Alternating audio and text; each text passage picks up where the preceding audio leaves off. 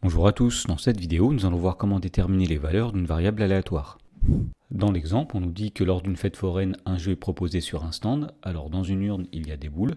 Sur certaines boules est inscrit une lettre de l'alphabet et sur d'autres boules sont inscrits un chiffre allant de 1 à 3. Et on nous dit que le jeu consiste à choisir une boule au hasard dans l'urne. Si c'est une voyelle qui est inscrite sur la boule, le joueur gagne 3 €. S'il est inscrit une consonne, le joueur ne gagne rien. Et s'il est inscrit un chiffre, alors le joueur gagne 10 €. Et enfin, on nous dit que pour participer à ce jeu, un joueur doit payer 3 € et on note grand X, la variable aléatoire qui est égale au gain, qui peut être positif ou négatif lors d'une partie. Et on nous demande de déterminer les différentes valeurs prises par la variable aléatoire grand X. Et donc avant de faire ça, on va commencer par rappeler ce qu'est une variable aléatoire.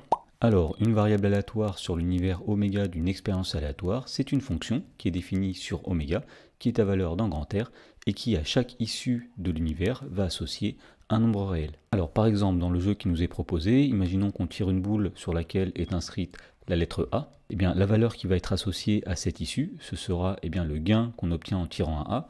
Alors puisque A c'est une voyelle, on va gagner dans ce cas-là 3 €, mais puisque pour participer à ce jeu, il faut payer 3 €, et bien finalement, la valeur associée à l'issue on tire la lettre A, c'est la valeur 0. Ensuite, autre cas de figure, imaginons maintenant qu'on tire une boule avec la lettre B.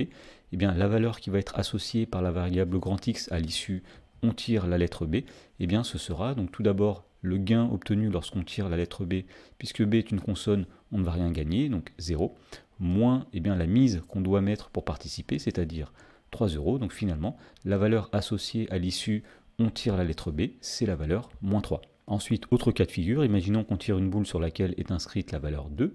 Eh bien, la valeur associée à cette issue, ce sera donc tout d'abord le gain obtenu lorsqu'on tire un chiffre, c'est-à-dire 10 €, moins la mise qu'on doit donner pour participer à ce jeu, c'est-à-dire 3 €. Donc finalement, si on tire le chiffre 2, la valeur associée, ce sera 7. Et en fait, à partir de ces trois exemples, on va pouvoir étudier toutes les situations. Premièrement, si sur la boule est inscrit une voyelle, eh bien la valeur qui sera associée, ce sera le gain, c'est-à-dire 3 €, moins la mise 3 €. Donc si jamais on obtient une voyelle, la variable grand X va associer la valeur 0. Ensuite, si jamais on tire une consonne, eh bien on ne va rien gagner, donc le gain sera de 0. On va retirer la mise, c'est-à-dire 3 €. 0 moins 3, ça donne moins 3.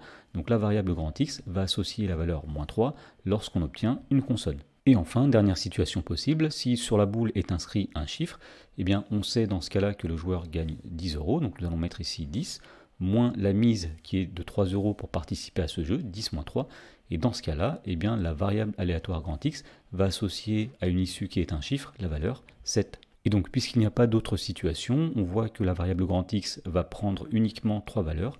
Les valeurs prises par grand X sont donc soit 0, soit moins 3, soit 7.